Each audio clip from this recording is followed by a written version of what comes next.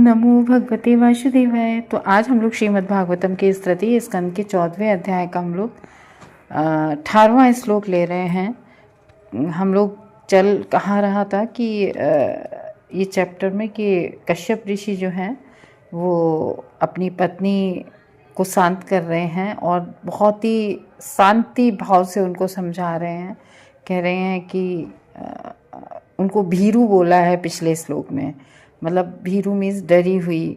तो डरी हुई किससे थी? क्योंकि वो इनसिक्योरिटी फील कर रही थी कि हमारी और जो सौतें हैं और सौत वो बोल रही हैं उनको, जो उनकी 13 बहनों की भी शादी सेम कश्यप ऋषि से ही हुई थी। उनकी उनकी जो 13 सगी बहनें थीं उनकी भी। तो इस तरीके से वो कह रही हैं कि हमारी और सभी मतलब बहनों के बच्चे थे लेकिन इन्हीं को कोई बच्चा नहीं था। तो इस तरीके से वो कह रहे हैं पिछले श्लोक में कि मैं तुम्हारी इच्छा पूरी करूँगा, मैं तुम्हें तृप्त करूँगा, क्योंकि पत्नी ही ऐसी होती है जो तीनों सिद्धियों की कारक होती है, धर्म अर्थ काम की। अब नेक्स्ट में क्या कह रहे हैं? सर्वाश्रमानुपादाय स्वाश्रमेण कलत्रवान् व्यसनाड़वमत्तेति जलयोर्न्यरावणम्। तो कह रहे हैं कि सर्वाश्रमानुपादाय, सर्व मतलब सभी प्रकार के आश्रमों में। कौन से आश्रम? जैसे ब्रह्मचर्य आश्रम होता है, फिर उसके बाद में व्यक्ति ब्रह्मचर्य के बाद में गृहस्थ आश्रम में आता है, फिर वानप्रस्थ में आता है, फिर संन्यास आश्रम में आता है। तो यहाँ पर ये है कि वो ये कह रहे हैं कि जितने भी आश्रम हैं, सभी आश्रमों में जो है पत्नी बहुत सहायक होती है। किस तरीके से? जैसे जहाज़ों के द्वारा समुद्र को पार किया जाता है, जैसे एक समुद्र को पार करने के लिए एक जहाज़ होता है, नदी को पार करने के लिए एक नाव होती है, ठीक वैसे ही ये जो भवसागर है भौतिक संसार का, तो इस भवसागर को पार करने के लिए, इस भवसागर की भयावह स्थिति को पार करने के लिए मनुष्य को पत्नी के साथ रहते हुए ही वो पार कर सकता है। जैसे एक नदी को कैसे व्यक्ति पार करेगा? नाव के द्वारा, समुद्र को जहाज़ के द्वारा। उसी तरीके से ये जो भवसागर है, ये जीवन रूपी भवसागर है। इस जीवन रूपी भवसागर को पार करने के लिए मनुष्य को एक पत्नी की बहुत आवश्यकता पड़ती है। भौतिक संसार में मोक्ष के प्रयास में कोई भी व्यक्ति यदि सहयोग करने के लिए उसे 4 व्यवस्थाएं, यानी कि जो 4 आश्रम होती हैं, ये चारों आश्रम किसके बनाए हुए हैं? भगवान के द्वारा। भगवान ने ऐसी व्यवस्था रखी थी, क्योंकि हम लोग भगवत गीता में पढ़ते हैं तो एक श्लोक है ना, भगवान कह रहे हैं अर्जुन से, चातुर्वर्णम मया सृष्टम, 4 वर्ण और आश्रम मेरी सृष्टि है। तो ब्रह्मचर्य एक नियम था। पहले बच्चे जो होते थे वो ब्रह्मचर्य का पालन करते थे और ब्रह्मचर्य का पालन करते हुए शिक्षा ग्रहण करते थे, फिर गृहस्थ आश्रम में आते थे। तो छात्र जीवन बड़ा पवित्र हुआ करता था। फिर पत्नी के साथ गृहस्थ जीवन में आता था व्यक्ति विवाह आदि करके, और फिर जब बच्चे बड़े हो जाते थे फिर बच्चों की जिम्मेदारियों से पूरे हो जाते थे, बच्चों के विवाह आदि कर देते थे, बच्चों को पढ़ा लिखा, फिर वानप्रस्थ में, फिर संन्यास में। तो इन चारों आश्रमों की जो सफल प्रगति होती है वो सब गृहस्थ आश्रम पर भी निर्भर करती है। कैसे? देखो, अगर कोई व्यक्ति संन्यास लेता है तो अगर कोई सन्यासी है तो वो कमाने तो जाएगा नहीं, तो एक गृहस्थ का ये कर्तव्य होता है कि उस सन्यासी को खाने पीने की व्यवस्था करे या कपड़े की व्यवस्था करे, क्योंकि सन्यासी तो हमेशा अपने यज्ञ में और उसमें हमेशा अपने ध्यान में, यज्ञ में, उसमें बना रहता है। तो गृहस्थ का ये कर्तव्य बनता है, जो अपनी पत्नी के साथ रहता है उसको ये करना चाहिए। यह सहयोग जीवन की 4 सामाजिक व्यवस्थाओं में, 4 आध्यात्मिक व्यवस्थाओं में सुचारू रूप से कार्य करने का कार्य करता है एक गृहस्थ। तो ये जो वैदिक वर्णाश्रम प्रणाली है ये सामान्यतः जाति प्रथा कहलाती थी, लेकिन जाति प्रथा पर आधारित नहीं होती थी। अपनी पत्नी के साथ रहने वाले पुरुष की सबसे बड़ी जिम्मेदारी होती थी कि जो अन्य आश्रमों के सदस्य हैं, जैसे ब्रह्मचारी है, कोई पढ़ रहा है तो उसकी, और वानप्रस्थ है या सन्यासी है, इनका भरण पोषण की जिम्मेदारी एक गृहस्थ पर हुआ करती थी, क्योंकि गृहस्थों को छोड़कर अन्य सबों से ये आशा की जाती कि वे जीवन की आध्यात्मिक प्रगति में लगे रहें। तो जैसे ब्रह्मचर्य है और ब्रह्मचारी है, वानप्रस्थ है, संन्यास है, ये लोग इन लोगों से यही आशा की जाती कि वो भौतिक जगत में ना फंसे, ना भौतिक जगत की कोई बात करें, वो तो केवल अपनी आध्यात्मिक प्रगति में लगे रहें।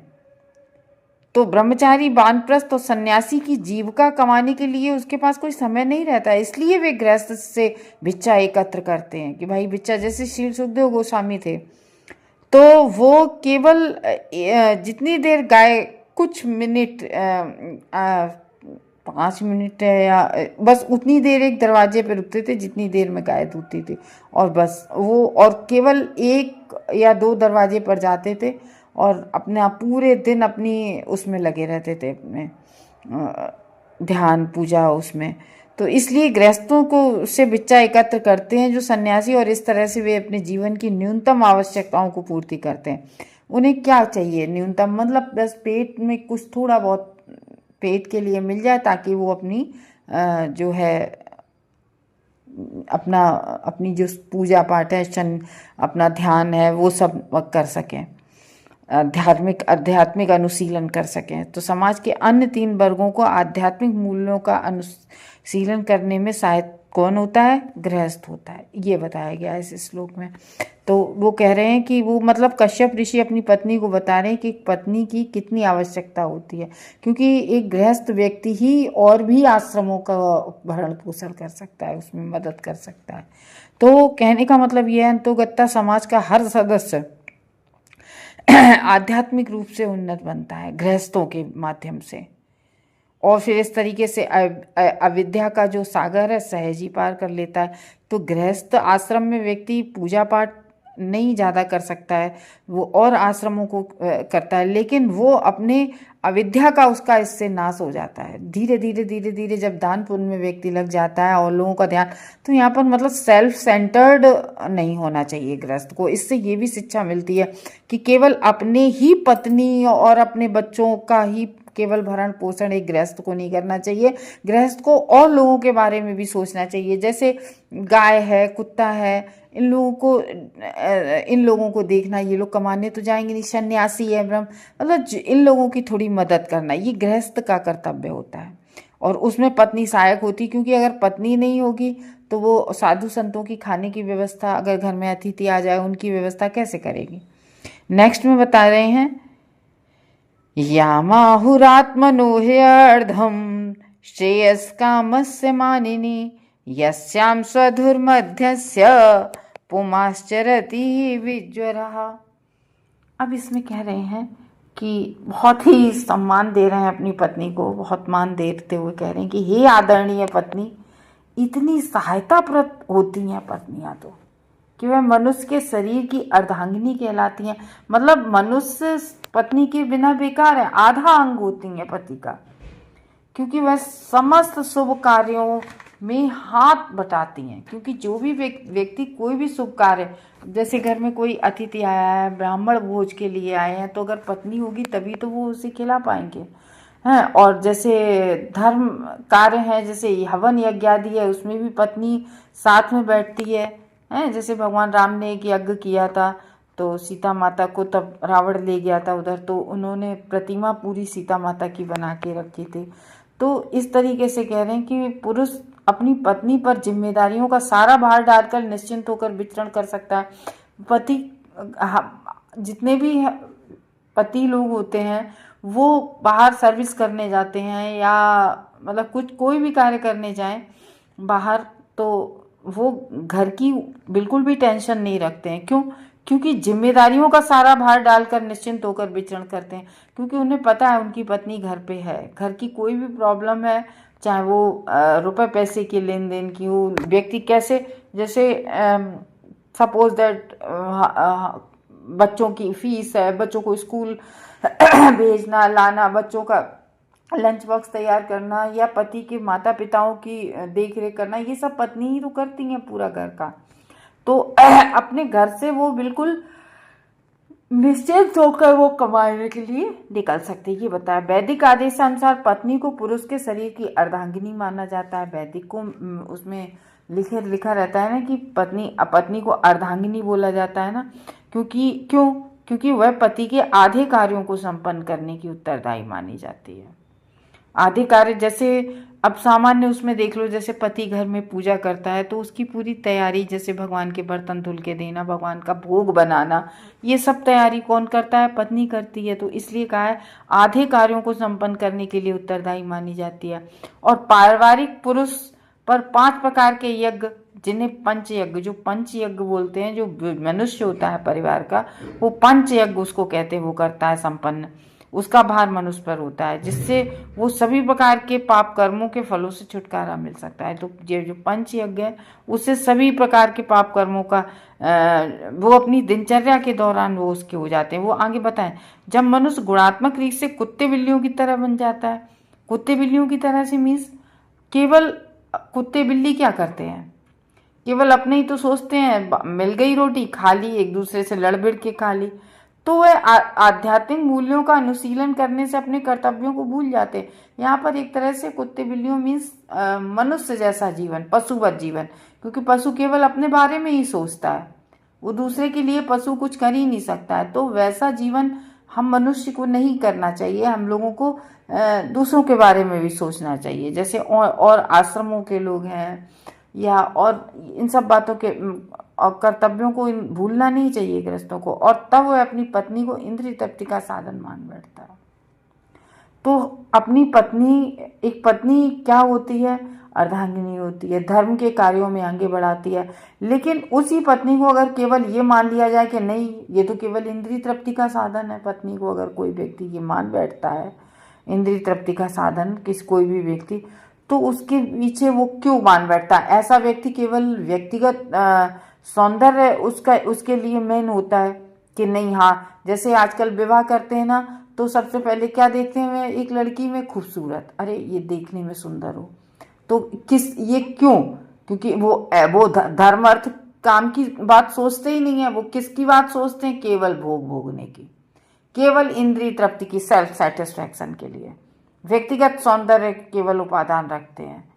तो क्योंकि अगर सौंदर्य की कमी आ जाती है, जब देखो एक उम्र के साथ भी आ जाती है, या कोई भी फैक्टर हो सकता है, कोई बीमारी का फैक्टर या कोई भी फैक्टर हो सकता है, जब जिस लड़की से विवाह करते हो उसकी पत्नी की जो व्यक्तिगत आकर्षण होता है वो कम हो जाता है। तो उससे इंद्रिय तृप्ति में अगर कोई भी अवरोध होता है तो फिर वहाँ क्या होने लगता है? संबंधों में व्यवधान आने लगते हैं, तलाक जैसी स्थितियां उत्पन्न होने लगती हैं।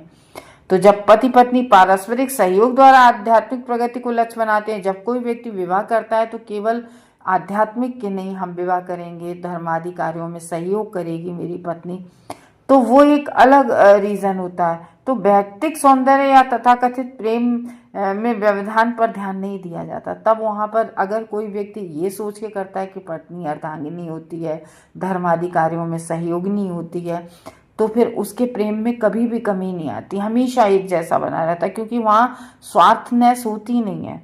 तो भौतिक जगत में प्रेम का प्रश्न ही नहीं उठता है। भौतिक जगत में कौन किसको प्रेम करता है, यहाँ ये बता रहे हैं कि कोई प्रेम का प्रश्न ही नहीं उठता है। जब तक व्यक्ति सुंदर है, भोगता है आदमी, और अगर सुंदरता में कमी आ गई तो वहीं लड़ाई झगड़े सब शुरू हो जाते हैं। तो विवाह तो वास्तव में केवल एक कर्तव्य है ना, जिसे आध्यात्मिक प्रगति के लिए प्रामाणिक शास्त्रों के निर्देशानुसार पारस्परिक सहयोग से संपन्न किया जाता है। तो यहाँ पर प्रभुपाद कह रहे हैं कि कुत्ते तथा बिल्लियों की जीवन से बचने हेतु, मनुष्य जैसा जीवन से बचने हेतु विवाह आवश्यक है, क्योंकि कुत्ते बिल्ली आध्यात्मिक प्रबुद्धता के लिए नहीं है। देखो कुत्ते बिल्लियों को कोई अपनी आध्यात्मिक प्रगति नहीं करनी होती है, उनको तो अपना केवल अपना, वो कहते नहीं है कि खाया पिया और भोगा, इंद्रिय वो जो पशुओं का काम होता है, बताया नहीं क्या, आहार निद्रा भय मैथुन है। तो ये चीज तो पशुओं में भी होती है। तो आध्यात्मिक प्रगति केवल एक मनुष्य ही तो कर सकता है, ये बता रहे हैं यहाँ पर इन श्लोकों में। हरे कृष्णा भक्तों।